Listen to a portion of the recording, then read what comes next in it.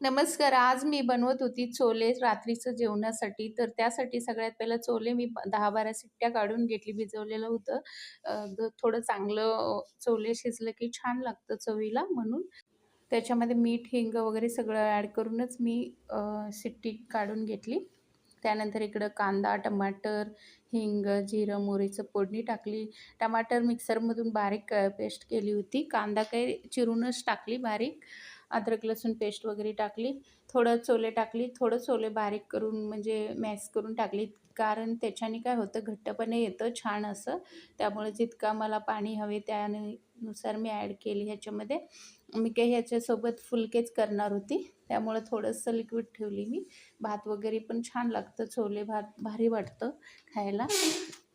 आणि मला पण छोले भात आवडतं त्यामुळे थोडंसं रस्सा मी जास्तच ठेवली. छान असं उकळी आलेला आहे त्याला मस्त.